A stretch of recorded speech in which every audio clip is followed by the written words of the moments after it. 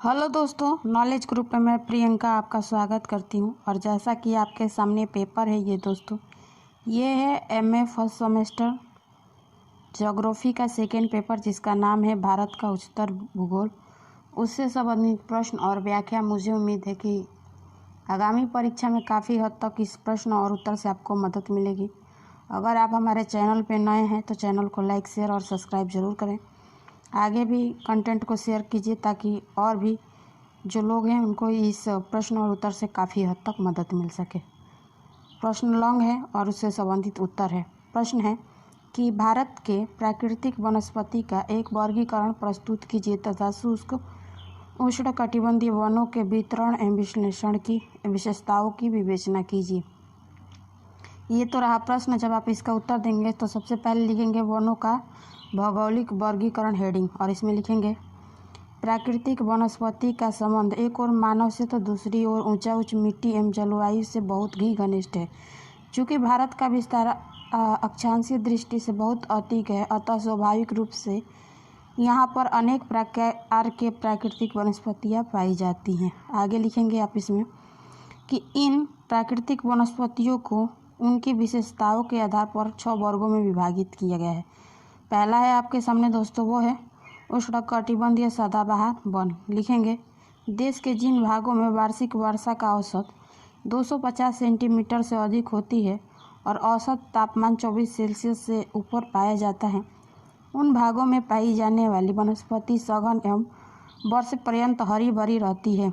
यहाँ पर वृक्षों की ऊंचाई 30 से 35 मीटर तक मिलती है और यहाँ पर उगने वाले वृक्षों के ऊपर का भाग छतरीनुमा और वृक्ष एक दूसरे के समीप होते हैं। इसके परिणाम स्वरूप धरातल तक सूर्य प्रकाश बहुत कठिनाई से ही पहुंच पाता है और इन वनों में साल,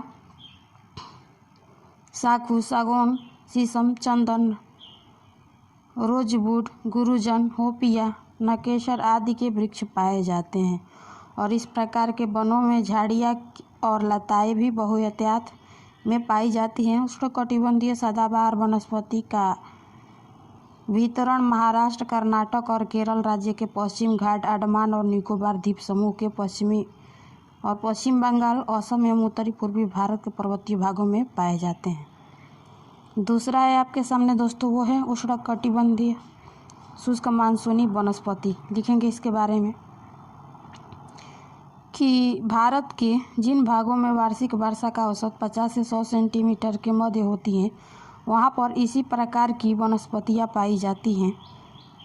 नमी की कमी के कारण वृक्ष छोटे और विरल होते हैं और ऐसे भागों में कटीली झाड़ियाँ और घासें विशेष रूप से पाई जाती है। इस प्रकार की वनस्पति का वितरण पूर्व राजस्थान, पूर्वी गुजरात, उत्तर पश्चिम उत्तर प्रदेश, तमिलनाडु एवं पूर्वी तट एवं प्रायद्वीपीय के अन्य भागों में पाई जाती है। यहाँ पर पाए जाने वाले वृक्षों में आम, महुआ, बरगद, शीशम, हल्दी, कीकर, बाबुल आदि उल्लेखनीय हैं। वृक्षों के बीच कांटेदार झाड़ियाँ और सामान्य प्रकार के घास पाई जाती हैं।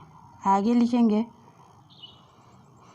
तीसरा है आपके सामने दोस्तों, वो है मरुप्रदेशीय एवं अर्ध मरुप्रदेशीय वनस्पति। लिखेंगे भारत के जिन भागों में वार्षिक वर्षा का औसत 50 सेंटीमीटर से कम होता है, वहाँ पर पाई जाने वाली वनस्पतियों में ऐसे वृक्ष या झाड़ियाँ पाई जाती हैं जिनमें पत्तियाँ कम, छोटी एवं कांटेदार होती है। वृक्षों की जड़ें लंबी होती हैं तथा ताने गट्ठेदार होती है तथा यहाँ नागफनी, बाबुल, रामबास, खजेड़ा, खजूर, खैर आदि हैं। इस प्रकार की वनस्पति का वितरण पश्चिमी राजस्थान, उत्तरी गुजरात, पश्चिमी मध्य प्रदेश आदि राज्यों में पाया जाता है। आगे लिखेंगे चौथा, मानसून पतझड़ एवं वनस्पति। और लिखेंगे इसमें इस प्रकार की वनस्पति सामान्य रूप से 150 से 250 सेंटीमीटर वार्षिक वाले भूभागों में पाई जाती हैं और इस प्रकार की वनस्पति में पाई जाने वाले वृक्ष वर्ष भर एक बार विशेष रूप से ग्रीष्म काल में आरंभ में अपनी पत्तियां गिरा देती हैं, इसलिए इन्हें पतझड़ वाले वन भी कहते हैं। इस प्रकार के वनस्पतियां निम्न क्षेत्रों में पाई जाती है, जैसा कि दिया है। पहला, हिमालय के पर्वतीय द्वीपीय भागों में तराइन वाले सदाबहार वनों के दक्षिणी भाग में। दूसरा है विंध्याचल, छोटा नागपुर के पठार, असम के पहाड़ियों पर।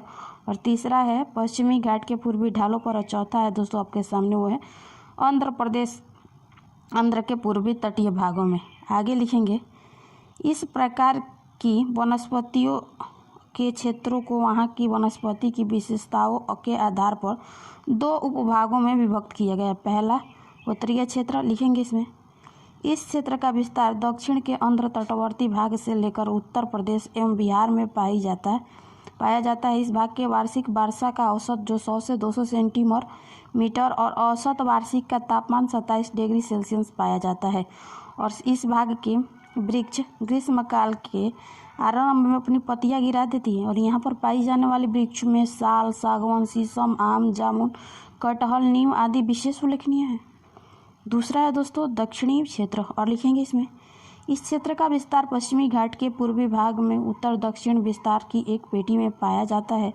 और यहाँ पर औसत तापमान 24 सेल्सियस पाया जाता है। यद्यपि यहाँ पाए जाने वाले वृक्ष पर्णपाती होते हैं और परंतु इसमें वर्ष पर्यंत हरा भरापन पाया जाता है, क्योंकि इन वनों के वृक्ष एक साथ पत्तियां नहीं गिराती। कुछ वृक्षों की पत्तियां अप्रैल और कुछ वृक्षों की पत्तियां शीतकाल के प्रारंभ में ही गिर जाती है। यहाँ पर मुख्य रूप से सागवान, शीशम, सेमल, अमलतास, बांस, हल्दू आदि के वृक्ष पाए जाते हैं। मानसून वनस्पति वाले भूभाग में वृक्ष पर्याप्त दूर दूर पाए जाते हैं। यहाँ पर अधिकांश साल, सागवान, साखू, लौह, काष्ठ, चंदन, रोडवुड, आम, एबोनी आदि के वृक्ष 25 से 50 मीटर ऊंचे होते हैं, क्योंकि अतिरिक्त कथा, सहतूत, आंवला, महुआ, पेड़ू जैसे वृक्ष भी पाए जाते हैं। इस भाग की अधिकांश प्राकृतिक वनस्पतियों को साफ करके भूमि पर कृषि की जाने लगी। अप्राकृतिक वनस्पति केवल पठारी भागों और नदियों पर के किनारे पाई जाती हैं। आगे लिखेंगे इसमें 5 नंबर है आपके सामने दोस्तों, वो है पर्वतीय वनस्पति। लिखेंगे इसमें, भारत में पर्वतीय वनस्पतियों का विस्तार दक्षिण भारत के पर्वतीय प्रदेशों सहित हिमालय के पर्वतीय प्रदेशों में पाया जाता है। और इन वनस्पति प्रदेश को 3 उप प्रदेशों में विभक्त किया जाता है। पहला शीतोष्ण कटिबंधीय सदाबहार वन, लिखेंगे इसके बारे में, दक्षिण भारत में नीलगिरी, अन्नामालाई, पालनी, शिवराय आदि उच्च पहाड़ी भागों में शीतोष्ण कटिबंधीय जलवायु जैसी स्थिति होने के कारण यहाँ पर इसी प्रकार की वनस्पति पाई जाती है। इस प्रकार की वनस्पति समुद्र तल से 1500 मीटर की ऊंचाई की ऊपर की ओर पाई जाती हैं। और इन प्रदेशों में मुख्यतः मैग्नोलिया, लोरेस, यूनास, सिनकोना आदि वृक्ष पाए जाते हैं। दूसरा है आपके सामने दोस्तों, वो है पूर्वी हिमालय के वन। लिखेंगे इसमें, हिमालय के इस भाग की ऊंचाई बढ़ने के साथ साथ वर्षा की मात्रा और तापमान में भी अंतर पाया जाता है, इसलिए ऊंचाई के आधार पर इसे 3 उपवर्गों में विभक्त किया गया है। पहला 1200 से 2400 मीटर की ऊंचाई वाले ढाल पर वार्षिक वर्षा औसत 125 सेंटीमीटर अधिक होती है, इसलिए इस भाग में सघन तराइन वन पाए जाते हैं, जिसमें साल, मैग्नोलिया, लारेल,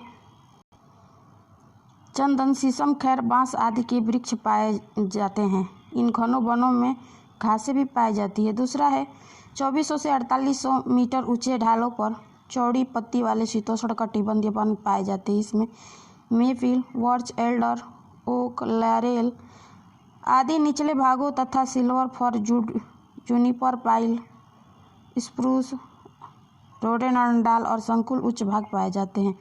और ग है 4800 मीटर से अधिक ऊंचे वाले भाग में इस प्रकार के वृक्ष नहीं उगते, केवल कहीं कहीं छोटे घासों तथा कुछ फूल वाले पौधे पाए जाते हैं। आगे लिखेंगे, आगे है पश्चिमी हिमालय के वन। लिखेंगे इसमें, पूर्वी हिमालय की अपेक्षा पश्चिमी हिमालय में वर्षा का औसत कम होता है और इस भाग में ऊंचाई के अनुसार वनस्पति में विभिन्नता पाई जाती है, इसलिए ऊंचाई के आधार पर पश्चिमी हिमालय की वनस्पतियों को 4 भागों में बांटा गया है। पहला है 1000 मीटर से कम ऊंचाई वाले भाग में जहां वर्षा कम होती है, वहां आर्द्र मरुस्थलीय वनस्पति पाई जाती है, जिसके अंतर्गत झाड़ियां एवं छोटे वृक्ष पाए जाते हैं। दूसरा है 1000 से 2000 मीटर तक की ऊंचाई वाले भागों में कम वर्षा एवं कम तापमान के कारण चीड़ के वनों को अधिकता पाई जाती है। इसके अतिरिक्त कहीं पर सेमल, ढाक, शीशम, साल, जामुन, बेर आदि के वृक्ष पाए जाते हैं। तीसरा है आपके सामने 2000 मीटर से 3000 मीटर की ऊंचाई पर समशीतोष्ण कटिबंधीय कोड़धारी वृक्ष वनस्पति पाई जाती हैं। इसके निचले